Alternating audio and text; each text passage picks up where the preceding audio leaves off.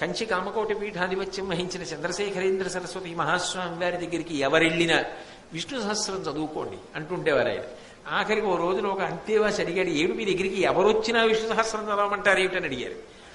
దాన్ని మించిన ఔషధం ఏముంది? ఎవరు ఎప్పుడు ఏ కాలమునందైనా విష్ణు సహస్రం చదువుకోవచ్చు, అది రక్షించి తీరుతుంది అనేవారు ఆయన. లోకంలో ఎన్నో రకములైనటువంటి దుఃఖములు ఉంటాయి. దుఃఖము ఒక్క కారణము చేతనే ఉండదు. శరీరమునకు బాధ కలిగితే దుఃఖం, మనసుకి బాధ కలిగితే దుఃఖం, తనవారన్న వారికి బాధ కలిగితే దుఃఖం. విశాలమైన మనసు కలిగిన వాడి అయితే ఎవరికి బాధ కలిగినా దుఃఖం. ఇన్ని దుఃఖములకు పరిష్కారమైనటువంటిది ఏది అంటే ఆ భగవంతుని యొక్క స్మరణయే. ఎవరైనా ఆ శ్రీకృష్ణ పరమాత్మయే. ఏ శ్రీకృష్ణ పరమాత్మ యొక్క స్మరణములు అన్ని రకములైనటువంటి దుఃఖములనబడేటటువంటి రోగములకు ఔషధమో అటువంటి శ్రీకృష్ణ పరమాత్మ యొక్క స్మరణమును నేను నిరంతరము మనసునందు నిలబెట్టుకుని ఉన్నవాడను. అటువంటి పుణ్యపురుషుడైనటువంటి ఆ శ్రీకృష్ణ పరమాత్మ సకల దుఃఖములను దాటగలిగినటువంటి స్థితిని కల్పించగలిగినటువంటి వాణ్ణి నేను మనసులో ప్రార్థన చేయుచున్నాను. ఆయనే ఈ విశ్వము యొక్క సృష్టికి స్థితికి లయకు కారణమయ్యున్నాడు. నిజానికి ఈ సమస్త ప్రాణిజాతము, ఈ సమస్త బ్రహ్మాండములు కూడా ఆయన ఆధారముగా నిలబడి ఉన్నాయి. ఆయన అఖిలాండ కోటి బ్రహ్మాండ నాయకుడై ఉన్నాడు. రత్నములన్నీ పైకి కనపడకపోయినా ఒక దారమునందు గుర్చబడినట్టు, అట్లాగే పువ్వులన్నీ కూడా నారచేత కట్టబడినట్లు ఈ సమస్తమైనటువంటి బ్రహ్మాండములు విశ్వము కూడా ఆయన యందు పరివ్యాప్తమై ఉన్నది. ఆయన చేత పరివ్యాప్తమై ఉన్నది. ఆయన యందు నిలబడి ఉన్నది. కెరటములు లేని సముద్రం ఎలా ఉండదో, లేదా కెరటములు లేని సముద్రం ఇంకా లోపలికెడితే ఉంటుంది. సముద్రము లేకుండా కెరటములు ఉండే అవకాశం లేదు. కెరటములు లేని సముద్రం ఉంటుంది, కానీ సముద్రము లేని కెరటములు ఉండవు. అట్లా ఏ పరమాత్మ లేకుంటే ఈ విశ్వము లేదో, ఈ విశ్వము లేకపోయినా పరమాత్మ ఉంటాడో అటువంటి ఆ శ్రీకృష్ణ పరమాత్మకు నేను నమస్కరించుతున్నాను. హరి సహస్రశీర్షున్ పరము సహస్రాక్షు వేదమయు సహస్రపాదు అలతులైన వారి కంటే నలతి పెద్దలకును చాలా పెద్దయగు దయాళు కొలుతూ. సహస్రశీర్ష పురుష సహస్రాక్ష సహస్రపాత్ అంటాం కాదు. సహస్రం అంటే 1000 అని కాదు, అనంతం. అనంతమైనటువంటి రూపాలతో ప్రకాశిస్తున్నటువంటి పరమాత్మ ఎవరైతే ఉన్నాడో, అన్నిటికన్నా చిన్న స్వరూపంతో సూక్ష్మాతి సూక్ష్మంగా ప్రకాశిస్తున్న వాడెవరున్నాడో, అన్నిటికన్నా పెద్ద స్వరూపంతో ప్రకాశిస్తున్న వాడెవరున్నాడో, అణోరణీయాన్ మహతో మహీయాన్ అని వేదము చేత ఎవరు ప్రస్తుతి చేయబడ్డారో అటువంటి పరమాత్మ అయినటువంటి ఆ శ్రీకృష్ణ పరమాత్మకు నేను నమస్కరించుతున్నాను అంటూ ఆయన అమృతమయుడు. అమృతవపుహు అంటాం కదా విష్ణు సహస్రనామ స్తోత్రంలో. అందరి యొక్క శరీరములు సప్తధాతువులతో చేయబడితే పరమేశ్వరుడి యొక్క శరీరము అమృతమయమై ఉంటుంది. అటువంటి అమృతమయుడైనటువంటి పరమాత్మ వేదములు, ఉపనిషత్తులు మొదలైనటువంటి వాటి చేత ప్రతిపాదింపబడుతూ ఉంటాడు. వేదముల యొక్క చివరి భాగములే ఉపనిషత్తులు. ఉపనిషత్తులు జ్ఞానములకు ఆలవాలములు, గురు శిష్య సంవాద స్వరూపములు. అటువంటి వేదముల చేత ఉపనిషత్తుల చేత ప్రతిపాదింపబడేటటువంటి వాచ్యస్వరూపుడై సత్యస్వరూపుడై భక్తి చేత మాత్రమే పొందతగినటువంటి వాడైనటువంటి పురుషోత్తముడైన పరమాత్మ ఎవరై ఉన్నాడో ఆయనను నేను ధ్యానము చేయుచున్నాను. ఆ పురుషోత్తముడు ఎవరో కాదు, సాక్షాత్ శ్రీకృష్ణ. అంటే ధర్మరాజు గారు శ్రీకృష్ణ భగవానుడి యొక్క గొప్పతనం గురించి నాకు తెలియచేయవలసింది అని అడిగారు. ఆ కృష్ణ పరమాత్మ ఎవరో కాదు, సాక్షాత్ శ్రీ మహావిష్ణు స్వరూపం, మహానుభావుడు. అటువంటి కృష్ణ పరమాత్మ తన యొక్క దివ్యమైనటువంటి శక్తి చేత, కర్మ నిర్వహణ నైపుణ్యం చేత ఈ సృష్టినంతటినీ చేయడం కోసమని పంచమహాభూతములను సృష్టించి ఈ జీవకోట్లనన్నింటినీ సృష్టించాడు. ఆయనే అట్లా పడుకునుండగా ఆయన యొక్క నాభికమలం ఏర్పడి నాభికమలంలోంచి సృష్టికర్త అయిన బ్రహ్మగారు వచ్చారు. బ్రహ్మగారిలోంచి 7 కుమారులు. వారిని బ్రహ్మమానసపుత్రులు అని పిలుస్తారు. వాళ్లే మరీచి, అత్రి, అంగిరసుడు, పులశ్చుడు, పులహడు, క్రతువు, దక్షుడు. వాళ్ళకి కశ్యప ప్రజాపతి జన్మించాడు. ఆ మరీచికి, అందులో ఈ 7 మరీచికి కశ్యప ప్రజాపతి. కశ్యప ప్రజాపతికి దేవతలు, రాక్షసులు, గరుడులు, నాగులు మొదలైన జాతులన్నీ కూడా జన్మించాయి. ఆ కశ్యపుడికే సూర్యుడు జన్మించాడు. ఆ సూర్యుడు కశ్యపుడికి జన్మిస్తే చంద్రుడు అత్రికి జన్మించాడు. ఇప్పుడు ఈ సూర్యచంద్ర వంశముల యందే రాజులందరూ వచ్చారు. ఈ శ్రీకృష్ణ పరమాత్మ ఎప్పుడెప్పుడు లోకం ధర్మం తప్పుతుందో అప్పుడప్పుడు రాజుల మధ్య స్పర్ధ కల్పించి భూభారాన్ని తగ్గిస్తూ ఉంటాడు. అటువంటి జగత్పతి అయినటువంటి ఈ కృష్ణ పరమాత్మని సామాన్య మానవుడిగా చూడడం అనేటటువంటిది దోషము సుమా. ఇంతటి మహానుభావుడు కూడా తనని నమ్ముకున్నటువంటి భాగవతోత్తములైన వారిని సేవించడానికి తాను కిందకి దిగి వచ్చేస్తూ ఉంటాడు. అంతటి సౌజన్యమూర్తి, ఆరాధనాభాజనమైన వాడు, ఆరాధించడానికి యోగ్యమైన వాడు, నరులకు కావలసినటువంటి భోగభాగ్యములను కాని మోక్షమును కాని ఏవైనా ఇవ్వగలిగినటువంటి సమర్థుడు సాక్షాత్ పరబ్రహ్మము. అటువంటి కృష్ణ పరమాత్మ ఇవాళ మన ముందు ఉండడం అనేటటువంటిది మనకి చాలా చాలా అదృష్టహేతువు సుమా అని భీష్మాచార్యుల వారు నమస్కారం చేస్తూ అనుస్మృతి అనబడేటటువంటి ఒక గొప్ప స్తోత్రాన్ని ఒకప్పుడు సాక్షాత్ విష్ణు భగవానుడే నారదుడికి అందించాడయా ధర్మరాజా. ఆ అనుస్మృతి అనబడేటటువంటి విష్ణు స్తోత్రం శ్రీ మహావిష్ణువు యొక్క రూప గుణ విభూతులను వర్ణిస్తుంది.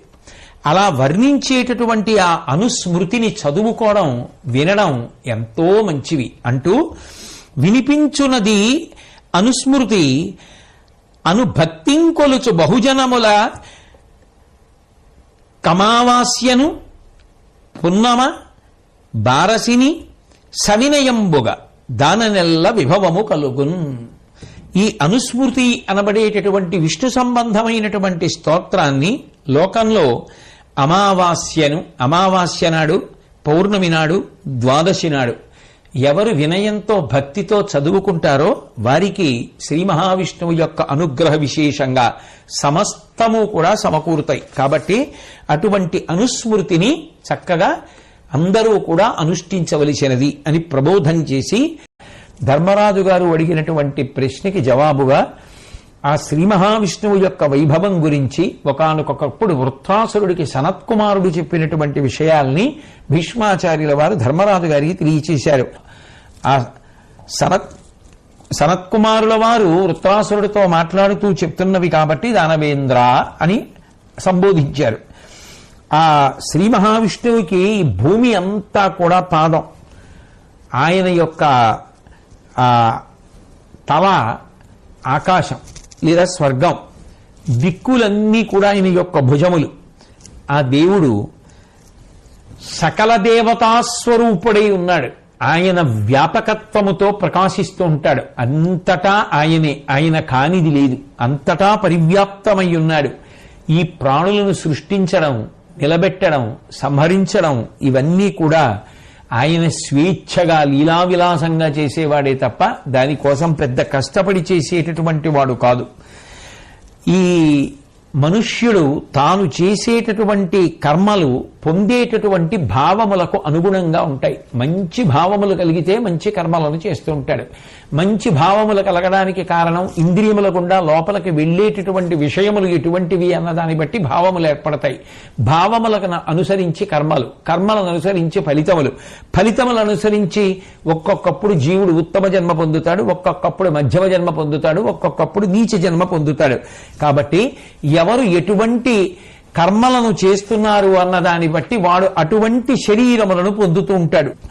లోకంలో నువ్వులు అంత పెద్ద సువాసనే ఉండవు, కానీ అటువంటి నువ్వుల్ని తీసుకెళ్లి మంచి పువ్వులు ఉన్న చోట ఆ పువ్వులతో కలిపి బట్టతో కట్టారనుకోండి, ఆ బట్టని పువ్వులతో, ఆ నువ్వులను బట్టతో సువాసన కలిగిన పువ్వులతో ఉంచి కడితే నువ్వులకున్నటువంటి దుర్వాసన పోయి పువ్వుల యొక్క సువాసన ఆ నువ్వులకు వస్తుంది. అలాగే మనిషి పుణ్యకార్యములు చేసినటువంటి కారణముగా కేవలముగా పుణ్యకార్యములను మాత్రమే చెయ్యాలని తన మనసులో పెంచుకున్నటువంటి నిశ్చితమైనటువంటి అభిప్రాయము వలన దాని యందు తాను పెంచుకున్నటువంటి అనురక్తి వలన, పెద్దల మాటలు విన్న కారణం చేత, చేస్తున్న పుణ్యకార్యముల చేత, తత్ఫలితముల చేత మనిషి యొక్క మనసు మీద ఏర్పడినటువంటి మాలిన్యము తొలగిపోతుంది. దాని వలన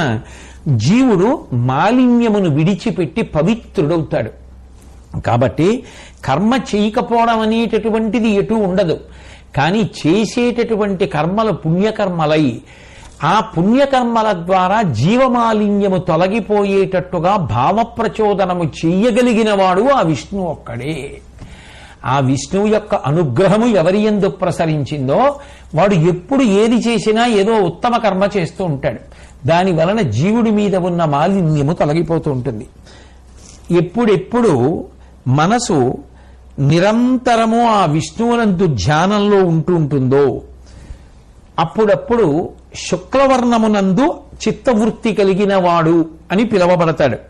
అటువంటి స్థితిలో ఆ నిరంతర విష్ణుభావన చేయగలిగినటువంటి మనసు ఎక్కడున్నదో ప్రహ్లాదుడి మనసులా, అటువంటి విష్ణుభావనల చేత ఏది చూస్తున్నా, ఏది వింటున్నా, ఏది మాట్లాడుతున్నా, నవ్విన, సంతోషించిన, ఆకలేసిన, తిరుగుతున్న, నిద్రపోతున్న, పానీయంబులు త్రాగుచున్, కుడుచుతున్, భాషించుతున్, హాసలీలా నిద్రాదులు చేయుచున్, తిరుగుచున్, లక్షించుతున్, సంతత శ్రీనారాయణ పాద పద్మజుగళీ చింతామృతాస్వాద సంధానుండై మరచన్ సురారిసుతుడే తద్విశ్వమున్భూవరా అంటారే ప్రహ్లాదోపాఖ్యానంలో, భాగవతంలో.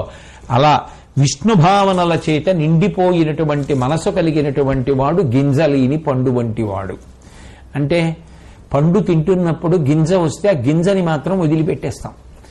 పండు గుజ్జు తింటాం. అసలు గింజలే లేకపోతే వదిలిపెట్టేయడానికి ఏం లేదు, మొత్తం తినేస్తారు.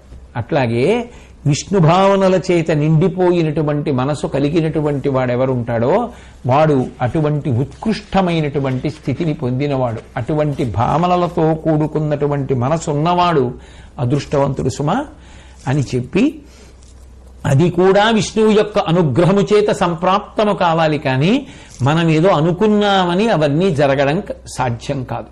అందుకే దేనికైనా ముహూర్తం పెడతారేమో కానీ భక్తిగా ఉండడానికి ముహూర్తాలు ఉండవు. శంకుస్థాపన ఎప్పుడు చేయమంటారు, గృహప్రవేశం ఎప్పుడు చేయమంటారు, బిడ్డ వివాహం ఎప్పుడు చేయమంటారంటే ముహూర్తం పెడతారు. కానీ నేను భక్తిగా ఎప్పటి నుంచి ఉండను అంటే ముహూర్తం ఎవరు పెడతారు? ముహూర్తం పెడితే మాత్రం భక్తి మానసిక భావన అది కలగడం సాధ్యమా? దానికి ఈశ్వరానుగ్రహం ఉండాలి. కానీ విష్ణు సహస్రనామ స్తోత్రం దగ్గరికి వచ్చేటప్పటికి మాత్రం నిబంధనల కన్నా అన్నీ మినహాయింపులే. ఎందుచేత అంటే ఒక్కటే కారణం, జాగృతికి అంతటికీ కూడా అధిదేవత శ్రీ మహావిష్ణువు. మీరు కొంచెం జాగ్రత్తగా గమనిస్తే మనకి ఉండేటటువంటి అవస్థలు 3 ఉంటాయి. ఈ 3 అవస్థల్లో 2 అవస్థల్ని దగ్గరి చేస్తుంది. ఉపాసనలో 2 కింద చేసి ఒక 2 అవస్థల్ని ఒక పక్కన పెట్టి ఒక అవస్థని వేరు చేస్తారు. జాగ్రత్త, స్వప్న, సుషుప్తి అని 3 ఉంటాయి. జాగృత్ అంటే ఇంద్రియములు పనిచేస్తే జాగృత్ అంటారు.